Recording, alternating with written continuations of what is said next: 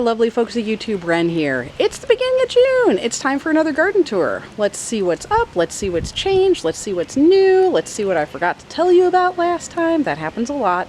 These videos are very stream of consciousness. It's literally just me walking through my garden and going, ooh, look at that. So let's start doing that. Why don't we? Come on, let's take a look.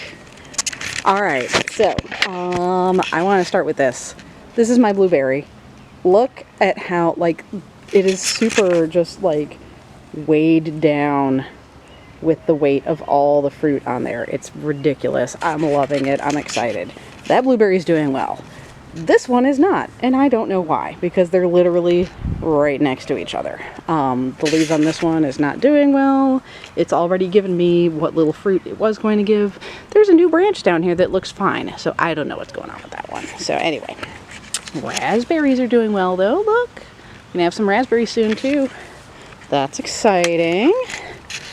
So my vegetable beds are in the process of being cleaned out. This is all my fava beans. I did harvest some yesterday. Have to eat them, but you can see where I abandoned my work yesterday because I got too tired and I had to make dinner. But this one I'm cleaning the weeds out. It's going to be broom corn, green beans, and zucchini. This one I planted. The fava beans that were there are now basically just laying down on top as sort of a green compost. All right, let's see. I have 4 banana peppers, 4 jalapenos, 4 eggplant, 7 tomatoes. 3 are Bisognano tomatoes, 4 are mortgage lifters. And then of course I have my little soaker hose already set up for watering, because watering on their leaves is not good, but watering at the roots is where it's supposed to be. So this bed has been cleaned out by my daughter at the very least. You know, she did a good job. She left all the plants that are supposed to be there, which is mostly just a lot of parsley that's going to seed. And then of course, what looks like Queen Anne's lace there is actually my carrots that I never harvested last year. So yeah, this bed just needs to be cleaned. This one needs to be cleaned. That's my strawberries, my asparagus respectively.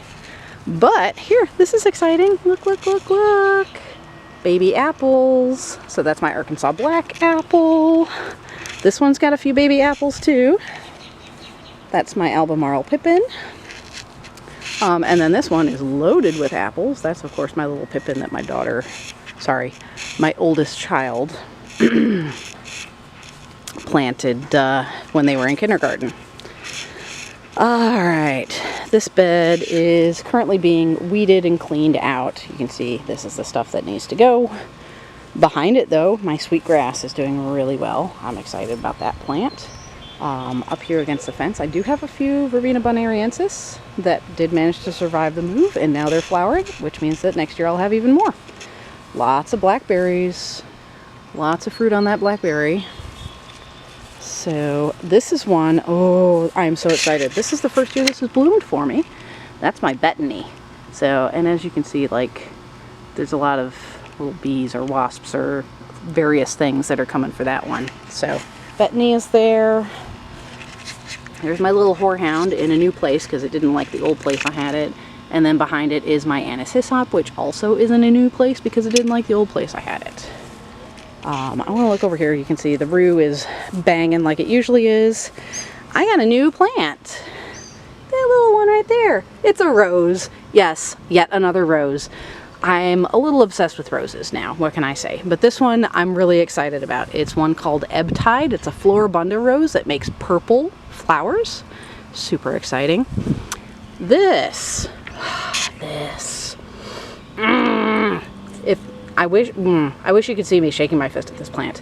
That is Datura stramonium, Jimson weed. I had a plant here 2 years ago. 2 years ago. It went to seed, and then, you know, of course died back because it's an annual, and then the seeds never popped up. And I was like, well, I guess I'll just have to find some seeds from the wild and then I'll try again another time.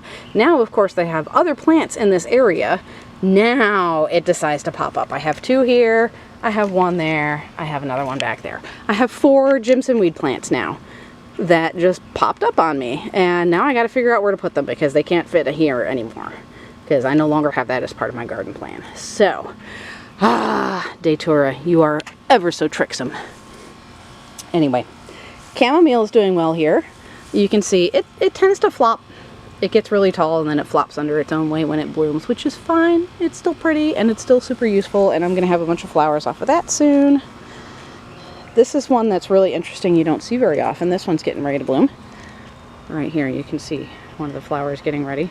That's Sanguisorba officinalis, or greater burnet. So, and it gets quite tall, as you can see. It's almost like 3.5, 4 feet tall. Here's another one that's going to get real tall, big mamma jamma. This is Inula helenium, or elecampane is the common name. Elfwort is another one of its common names.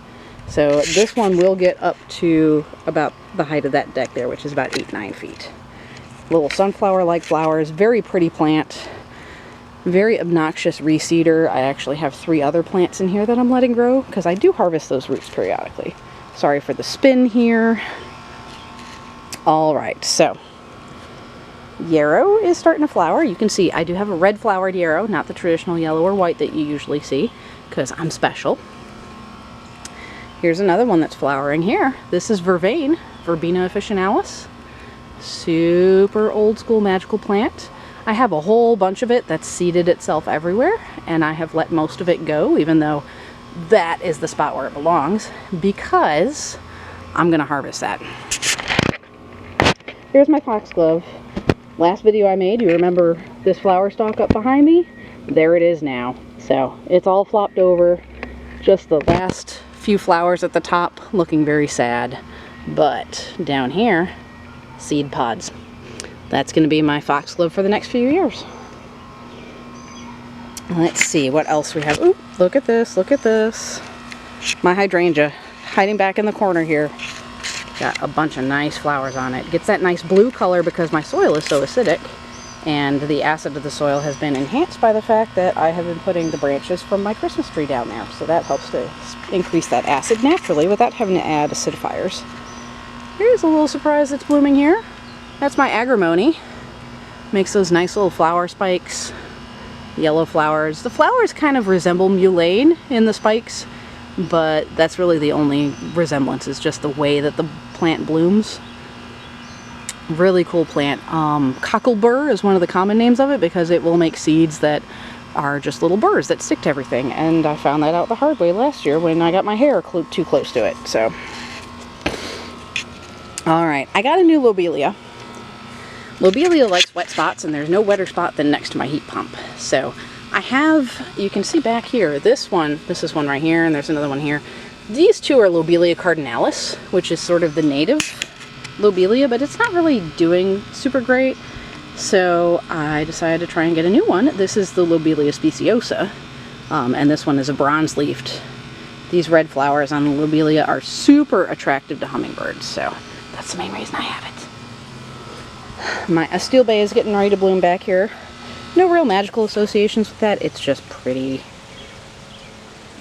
And then of course we have the view to the pond. This big mamma jamma here, lots of big mamma jammas right now. This one, a little spider on there. That is Filipendula ulmaria. Used to be, the old name was Spirea ulmaria. That is meadow sweet. As in one of the plants that was used to make bladouette. So, and then of course, the peppermint, going crazy. So, yeah, need to do something with that. Check this out though, you see that in the pond there? My lily pads. They've come back. I'm super stoked about that. Neat color on those, they're kind of like a splotchy purple and green. Theoretically should make a peach colored flower on it. We'll see. We'll see. If it didn't bloom for me last year, but the fact that it came back is a good sign. So, anyway, yep. I think that covers the highlights. Here's, let me see, quick survey here. Mugwort is off the chain as always. Elder is done blooming. Comfrey needs to be dealt with. Wormwood is another one that's getting really too tall, overgrowing, needs to be cut back.